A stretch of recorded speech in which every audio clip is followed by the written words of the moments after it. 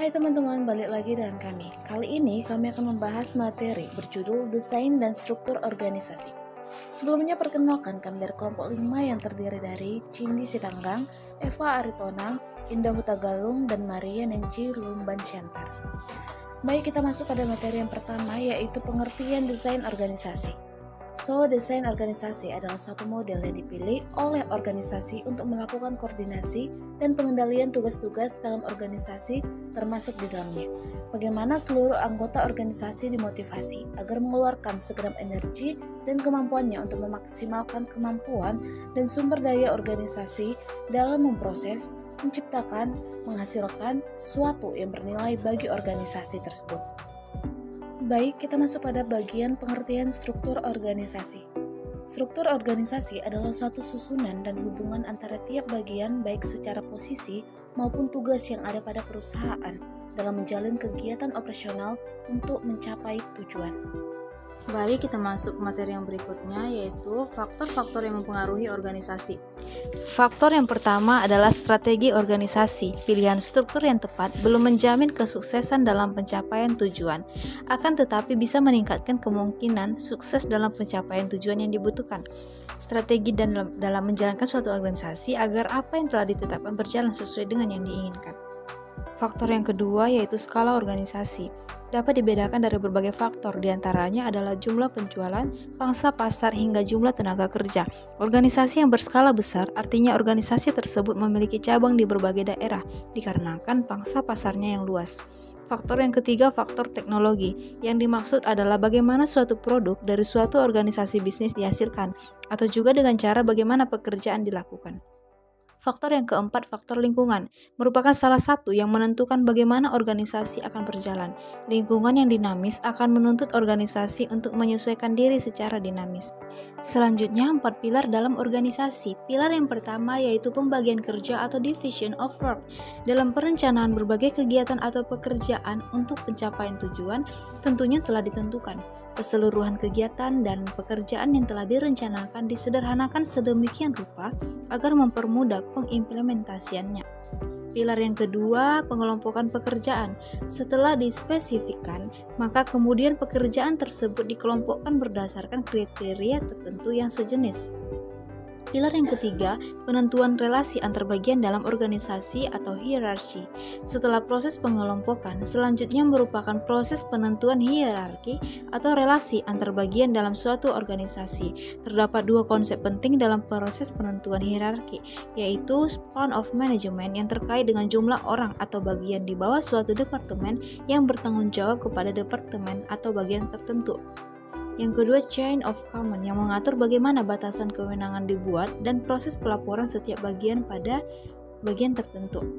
Pilar yang keempat yaitu koordinasi. Pilar terakhir ini adalah proses dalam mengintegrasikan seluruh aktivitas dari berbagai departemen atau bagian dalam organisasi agar tujuan organisasi bisa tercapai secara efektif dan efisien. Materi yang berikutnya, bentuk-bentuk struktur organisasi. Yang pertama, struktur garis atau sederhana. Organisasi bentuk garis diciptakan oleh Henry Fayol. Pada struktur organisasi ini, wewenang dari atasan disalurkan secara vertikal kepada bawahan. Begitu juga sebaliknya, pertanggungjawaban dari bawahan secara langsung ditujukan kepada atasan yang memberi perintah. Struktur yang kedua yaitu struktur fungsional. Diciptakan oleh F.W. Taylor. Struktur ini berawal dari konsep adanya pimpinan yang tidak mempunyai bawahan yang jelas dan setiap atasan mempunyai wewenang memberi perintah kepada setiap bawahan sepanjang ada hubungannya dengan fungsi atasan tersebut.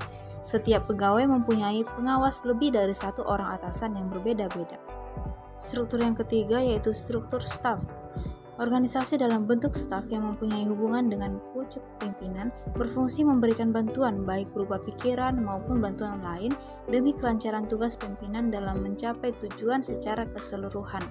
Bentuk ini tidak mempunyai garis komando ke bawah. Staf yaitu orang yang ahli dalam bidang tertentu yang tugasnya memberi nasihat dan saran dalam bidang kepada pimpinan dalam organisasi.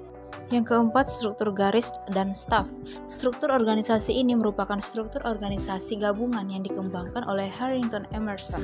Struktur ini umumnya digunakan oleh organisasi yang besar, daerah kerja yang luas, bidang tugas yang beraneka ragam, dan jumlah bawahan yang banyak sehingga pimpinan tidak bisa bekerja sendiri, melainkan memerlukan bantuan staf ahli yaitu orang yang ahli dalam bidang tertentu yang bertugas memberi nasihat dan saran kepada pimpinan dalam organisasi tersebut.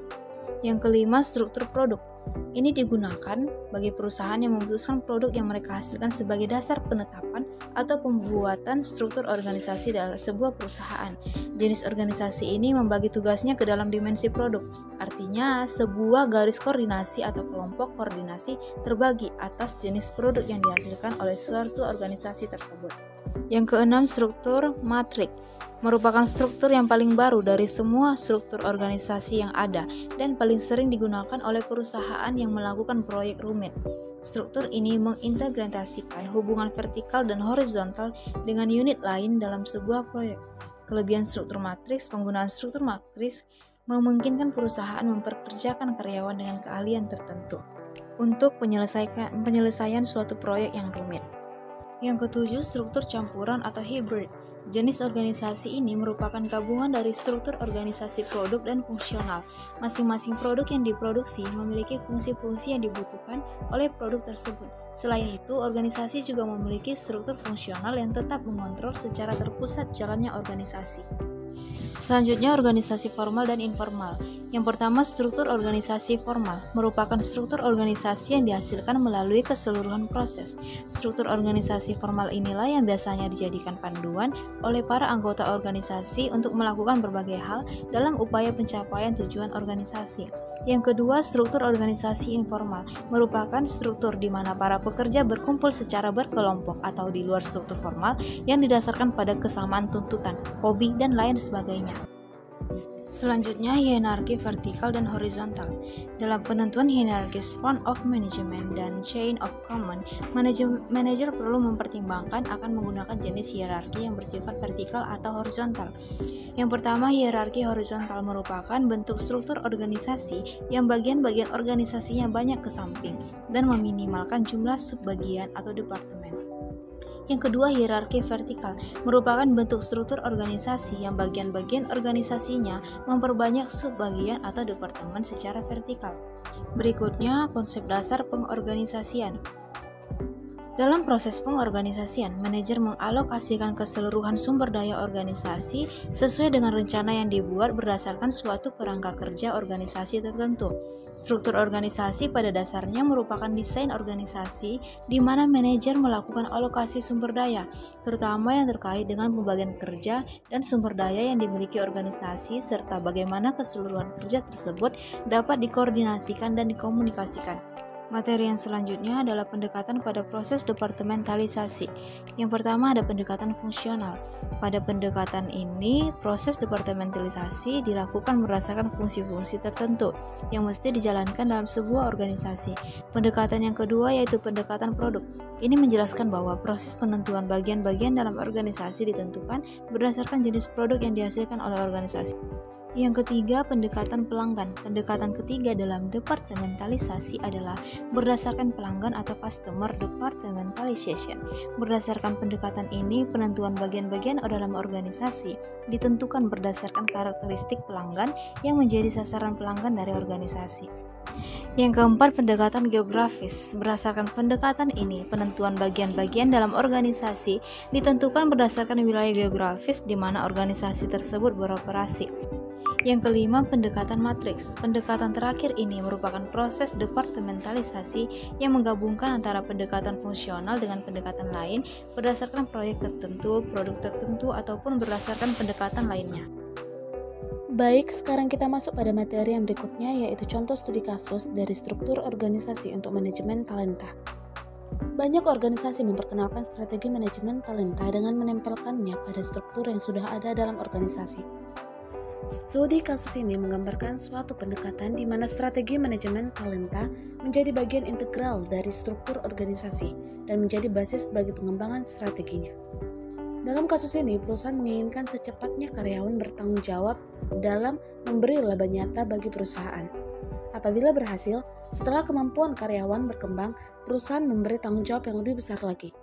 Falsafah pengembangan tanggung jawab ini digabungkan dengan konsep yang disebut dengan Fully Burdened Profit Center. Dalam konsep ini, Profit Center menanggung biaya langsung plus biaya overhead korporat yang dialokasikan kepada Profit Center tersebut. Biaya overhead tersebut bersama dengan pendapatan yang dihasilkan masing-masing Profit Center digunakan untuk menghitung posisi laba rugi bulanan. Hasil kumulatif profit center dalam suatu divisi menghasilkan laba rugi divisi dan kumulatif laba rugi divisi menghasilkan laba rugi grup. So guys, kesimpulan yang bisa kita ambil pada materi kali ini ialah desain organisasi adalah suatu model yang dipilih oleh organisasi untuk melakukan koordinasi dan pengendalian tugas-tugas dalam organisasi, termasuk di dalamnya bagaimana seluruh anggota organisasi dimotivasi agar mengeluarkan segenap energi dan kemampuannya untuk memaksimalkan kemampuan dan sumber daya dalam memproses, menciptakan, menghasilkan sesuatu yang bernilai bagi organisasi, baik barang maupun jasa. Setelah mendesain organisasi, termasuk pemilihan desain-desain yang akan diterapkan dalam organisasi, maka langkah selanjutnya adalah memilih dan menetapkan struktur organisasi. Baik teman-teman, sekian dulu video pembelajaran dari kami kelompok 5. Akhir kata kami ucapkan terima kasih.